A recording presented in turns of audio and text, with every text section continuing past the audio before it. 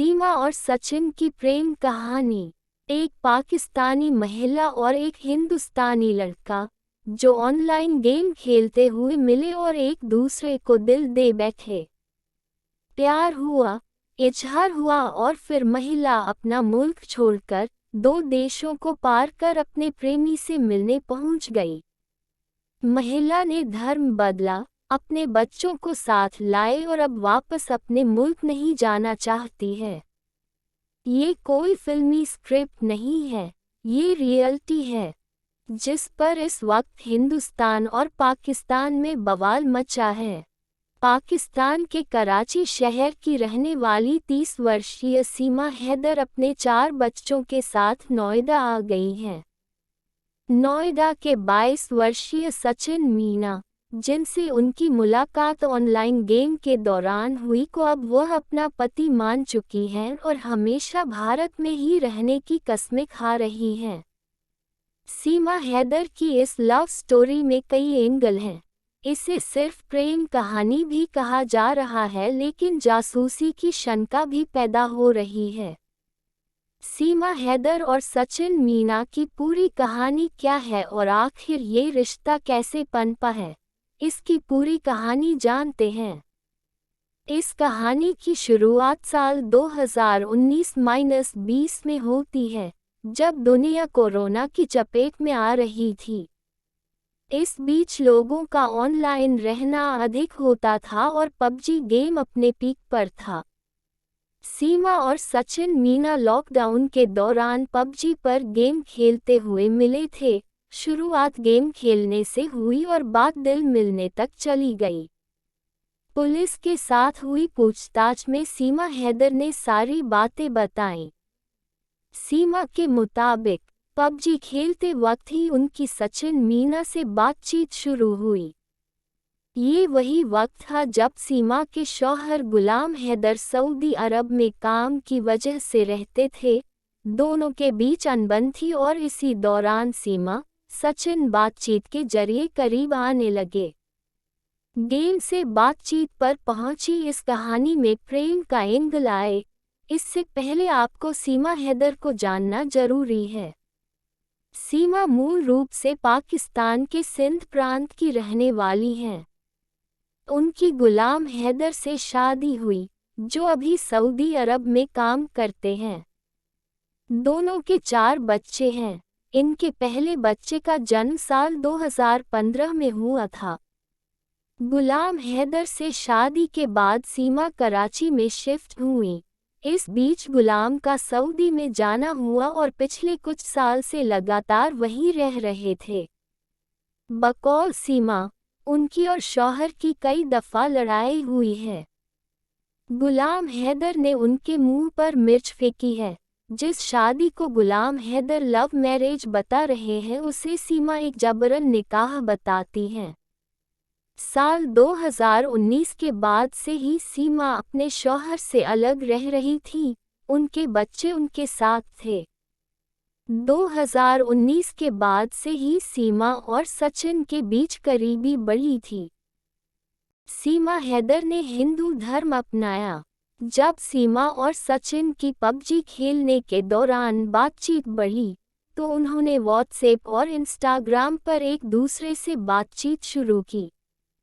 ये सिलसिला पूरे कोरोना काल में चला। दोस्ती अब प्यार में तब्दील हो चुकी थी। इंतजार था तो सिर्फ एक दूजे से मिलने का।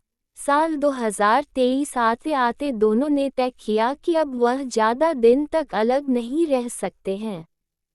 सीमा हैदर ने इस दौरान बार बार भारत का वीज़ा अप्लाई किया, क्योंकि वह सचिन से मिलना चाहती थी। हर बार ये वीज़ा की अपील खारिज होती गई।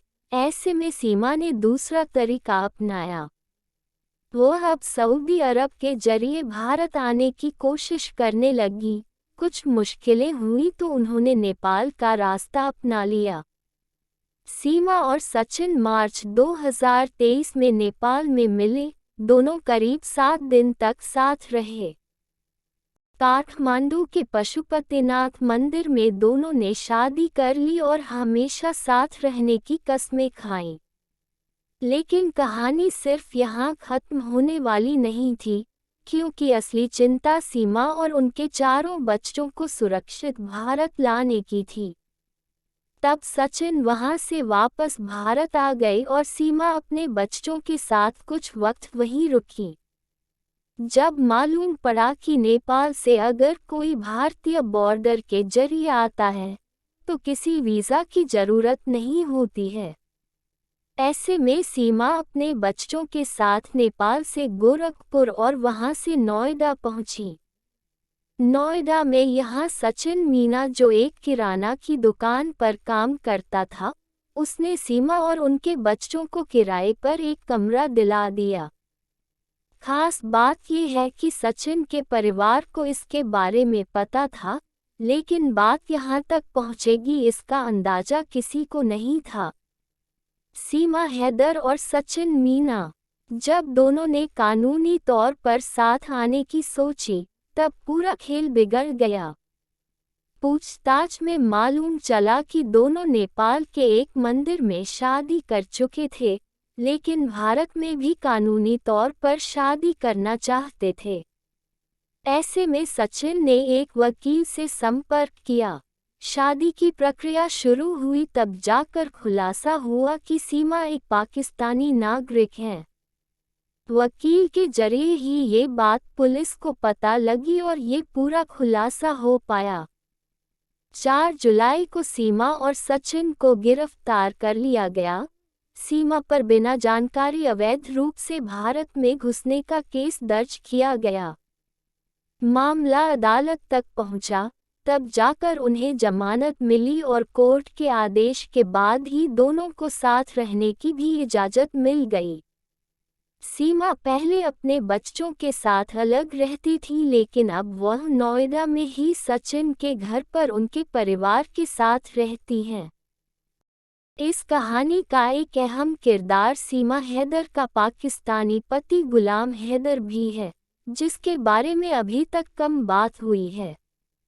2019 में गुलाम हैदर काम के लिए सऊदी अरब पहुंचे। सीमा के अनुसार तब से ही उनका पति से संपर्क काफ़ी कम हो गया था। गुलाम हैदर और सीमा हैदर आमने सामने आए।